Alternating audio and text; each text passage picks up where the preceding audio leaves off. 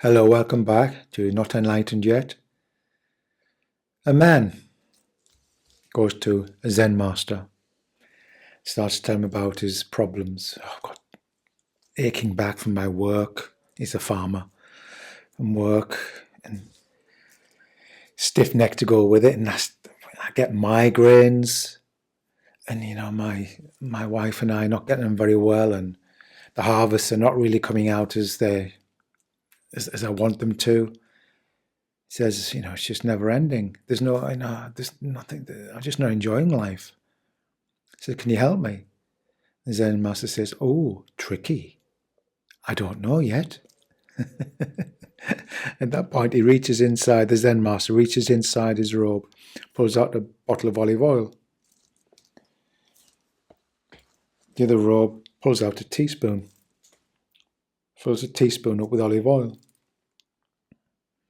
And the man's like, what's he doing? Nutcase. But he knows enough of a Zen master, so I'll go along with it. What he's up to, I don't know. Because you don't get what you expect from a Zen master. So he takes the spoon off him, says, what I want you to do, says, then I'll let you know if I can help you or not.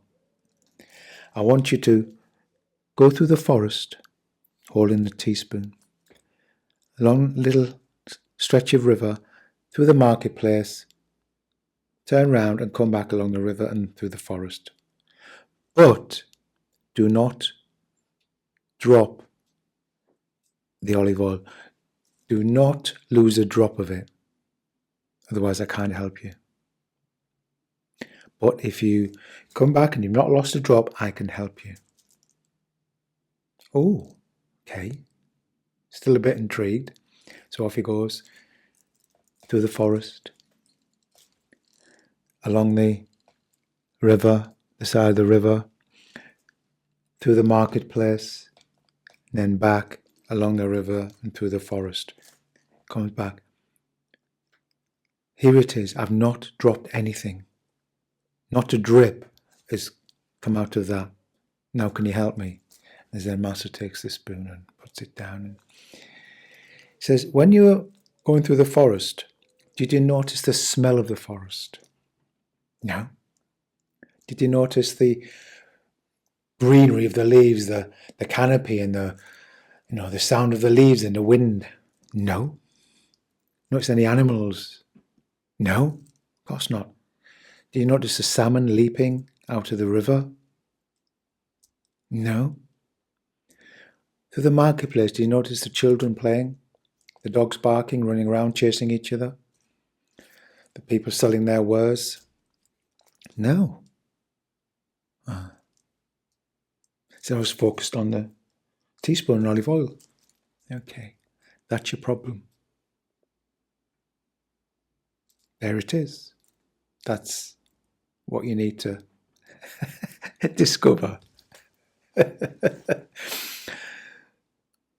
What he's pointing at is that the olive oil is symbolic of his illness, is that all his attention was on the olive oil, the teaspoon, and otherwise all his attention is on the illness and what's going wrong.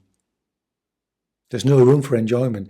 There was no room when he was carrying the teaspoon to notice anything other than. So in his daily life, all his attention is going into the story, into the stories, into the narratives, into his thoughts and beliefs. And that's it. There's no room for enjoyment. And isn't that the case for most of us a lot of the time? If we're honest, there's not enough enjoyment, not enough ease. Why? Because we're intoxicated. We're obsessed with our thoughts. Thought of past, thought of future. Just stories. What would happen now if we paused the thought?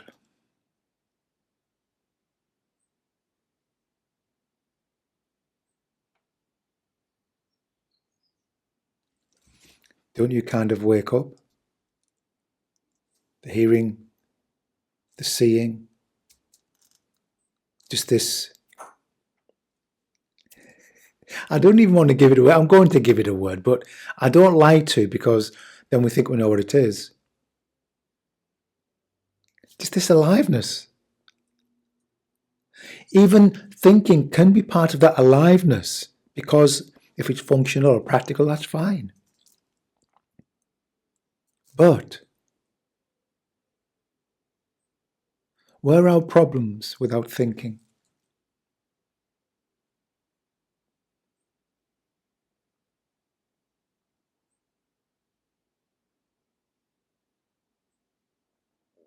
Without language, any language at all,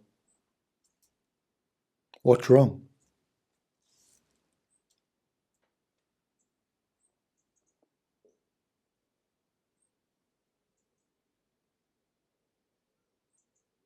Can't find anything, can you?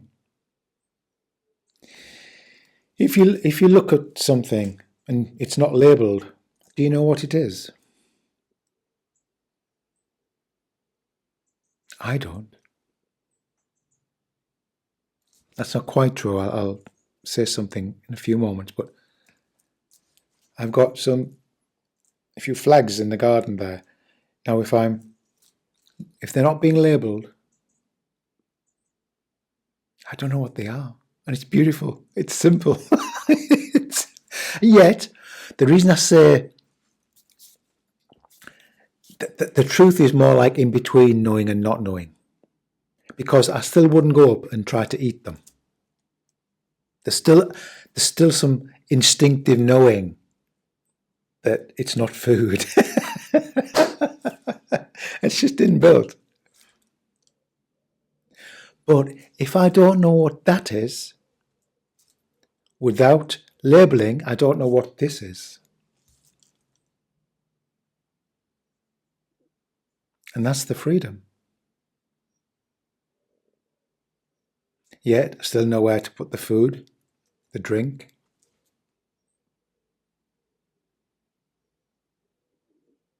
Still know where to put my glasses.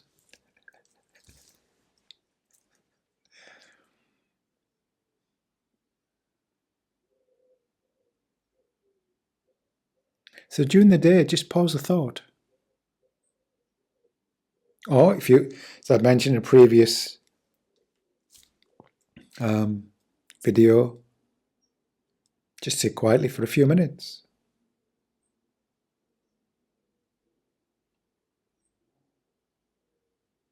Just listen to the silence.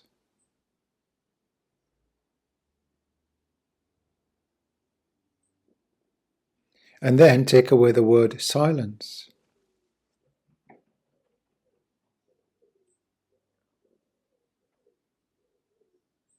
Awareness is a big one, isn't it, in the non-duality world, the world of non-dualism. Some schools, it's all awareness. What are you without awareness? Take awareness away. Take the word away. Not allowed the word for a few minutes. Now what?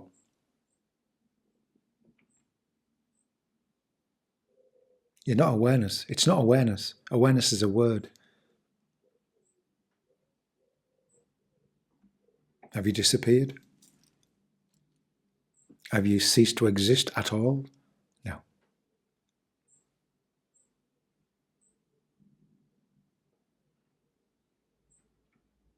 Repetition is the key. You find some key ways of pausing a thought. What's before a thought? What's after a thought?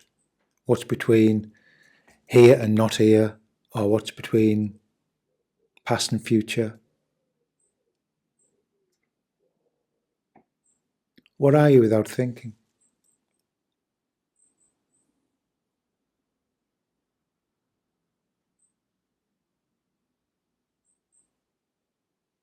And meet these pointers, meet these questions with spaciousness, silently. You don't need to answer them. I'm not looking for an answer, a concept.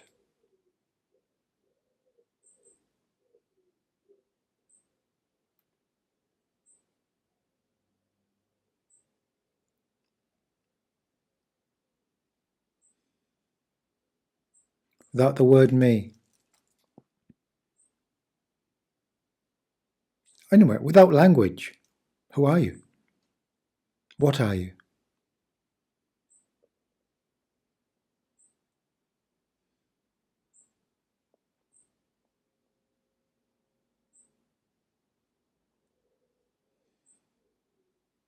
See, our identity is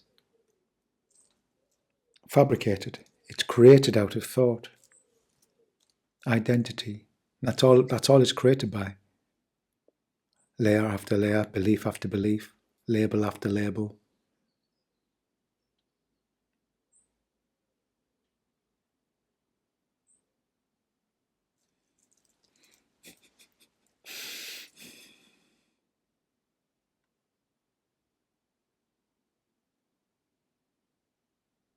Thoughts, they don't ask permission to arise. They're not chosen. So if they don't ask permission, they're not chosen. Could you stop them? No. I think is just another thought. Well, I chose that is another thought. I am the chooser is a thought. What's there prior to the thought?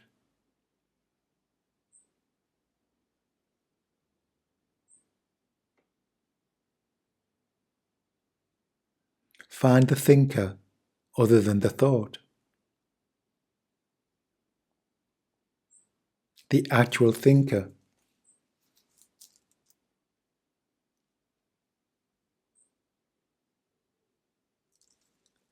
Take the word thinker. Take the word, take the thought, do an autopsy, cut it open. What do you find?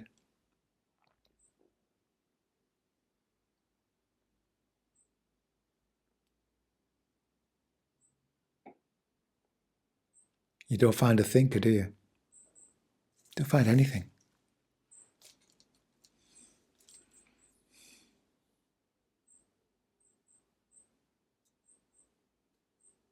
Okay. Thank you, guys. Short and sweet. Just repetition. Thank you. Bye-bye.